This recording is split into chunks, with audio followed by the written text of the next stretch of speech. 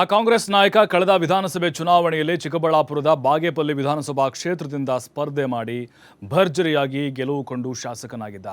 ಆದರೆ ಈಗ ಶಾಸಕ ಸ್ಥಾನಕ್ಕೆ ಕಾನೂನು ತೊಡಕು ಎದುರಾಗಿದೆ. ಹಾಗಾದರೆ ಯಾರು ಆ ಎಂಎಲ್ಎ? ಶಾಸಕ ಸ್ಥಾನಕ್ಕೆ ಕಂಟಕ ಎದುರಾಗಿದ್ಯಾಕೆ ಅನ್ನೋದರ ಕಂಪ್ಲೀಟ್ ಡೀಟೇಲ್ಸ್ ಇಲ್ಲಿದೆ ನೋಡಿ.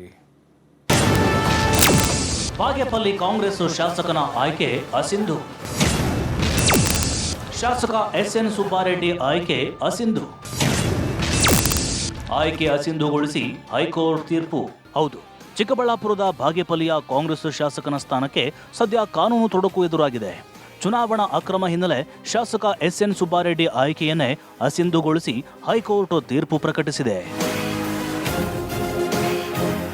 ಬಿಜೆಪಿಯ ಪರಾಜಿತ ಅಭ್ಯರ್ಥಿ ಸಿ ಮುನಿರಾಜು ಸಲ್ಲಿಸಿದ್ದ ತಕರಾರು ಅರ್ಜಿ ಹಿನ್ನೆಲೆ ಚಿಕ್ಕಬಳ್ಳಾಪುರದ ಬಾಗೇಪಲ್ಲಿಯ ಕಾಂಗ್ರೆಸ್ ಶಾಸಕ ಎಸ್ಎನ್ ಸುಬ್ಬಾರೆಡ್ಡಿ ಆಯ್ಕೆಯನ್ನು ಅಸಿಂಧುಗೊಳಿಸಿ ನ್ಯಾಯಮೂರ್ತಿ ಎಂಜಿಎಸ್ ಕಮಲ್ ಅವರ ಪೀಠ ತೀರ್ಪು ಪ್ರಕಟಿಸಿದೆ. ಅಸಿಂಧುಗೊಳಿಸಿದ ಆದೇಶ ಚುನಾವಣಾ ಆಯೋಗಕ್ಕೆ ರವಾನೆ ಮಾಡಿದ್ದು ವಿಧಾನಸಭೆ ಕಾರ್ಯದರ್ಶಿಗೂ ಆದೇಶ ರವಾನಿಸಲು ಸೂಚನೆ ನೀಡಿದೆ. ನಮ್ಮ ಹೋರಾಟ ಬಾಗೇಪಲ್ಲಿ ಜನತೆ ಆಶಯ ಏನಿತ್ತೋ ಇವತ್ತು ಕೋರ್ಟಲ್ಲಿ ನಮ್ಗೆ ನ್ಯಾಯ ಸಿಕ್ಕಿದೆ. ಇವತ್ತು ಜಯ ಆಗಿದೆ. ಯಾಕೆಂದರೆ ಅನೇಕ ಅವ್ರು ಮಾಡಿರ್ತಕ್ಕಂಥ ಭ್ರಷ್ಟಾಚಾರ ಇರ್ಬೋದು, ಅಲ್ಲಿ ಮಾಡಿರ್ತಕ್ಕಂಥ SC/ST ಜಮೀನುಗಳನ್ನ ಕಬಳಿಕೆ ಮಾಡ್ಕೊಂಡಿರ್ಬೋದು, ಮತ್ತು ಅವ್ರು ಮಾಡಿರ್ತಕ್ಕಂಥ ತಪ್ಪು ಮಾಹಿತಿ ಕೊಟ್ಟಿರ್ಬೋದು, ಸರ್ಕಾರಕ್ಕೆ ವಂಚನೆ ಮಾಡಿರ್ಬೋದು, ಅನೇಕ ಇವತ್ತು ನಾವು ತಂದು ಕೋರ್ಟ್ ಮೊರೆ ಹೋಗಿದ್ವಿ. ಇವತ್ತು ನ್ಯಾಯಾಧೀಶರು ಅದನ್ನೆಲ್ಲ ಕೂಡ ನಾನು ಪರಿಶೀಲನೆ ಮಾಡಿ ಅವ್ರನ್ನ ಎದುರಿಗೆ ಕರೆಸಿ ಅವ್ರಿಗೂ ಕೂಡ ಫೈನ್ ಹಾಕಿದ್ರು. ಬಂದೇ ಇಲ್ಲ ಬರೆದಿದ್ದಕ್ಕೆ ಅಲ್ಲಿಗೂ ಕೂಡ ಬಂದ ಮೇಲೆ ಅವ್ರ ಹತ್ರ ನೇರವಾಗಿ ಮಾಹಿತಿ ತಗೊಂಡು ಅವರೇ ಒಪ್ಕೊಂಡ್ರು. ನಾನು ಮಾಡಿರ್ತಕ್ಕಂಥ ಏನೋ ಸಾವಿರಾರು ಕೋಟಿ ಬಿಸ್ನೆಸ್ ಮಾಡ್ತಾ ಇರ್ತೀನಿ, ಸಣ್ಣ ಪುಟ್ಟ ತಪ್ಪಾಗಿರುತ್ತೆ ಅಂತ ಅವರೇ ಒಪ್ಕೊಂಡಿದ್ದಾರೆ. ನ್ಯಾಯಾಧೀಶರು ಅದನ್ನು ಯಾರೇ ತಪ್ಪು ಮಾಡಿದ್ರು, ಸಣ್ಣ ತಪ್ಪಾದರೂ ದೊಡ್ಡ ತಪ್ಪಾದರೂ ಒಂದೇ ಅಂತ ಹೇಳ್ಬಿಟ್ಟು ಇವತ್ತು ತೀರ್ಮಾನ ಮಾಡಿದರೆ ತುಂಬ ಖುಷಿ. ಇನ್ನು ನಾಮಪತ್ರ ಸಲ್ಲಿಕೆ ವೇಳೆ ಸುಳ್ಳು ಆಸ್ತಿ ಘೋಷಿಸಿದ್ದ ಆರೋಪ ಶಾಸಕ ಎಸ್ಎನ್ ಸುಬ್ಬಾರೆಡ್ಡಿ ಮೇಲಿದೆ. ಚುನಾವಣಾ ಆಯೋಗಕ್ಕೆ ಸುಳ್ಳು ಮಾಹಿತಿ ನೀಡಿದ ಆರೋಪದಡಿ ಕಾಂಗ್ರೆಸ್ ಶಾಸಕ ಎಸ್ಎನ್ ಸುಬ್ಬಾರೆಡ್ಡಿ ಆಯ್ಕೆ ಅಸಿಂಧುಗೊಳಿಸಲಾಗಿದೆ.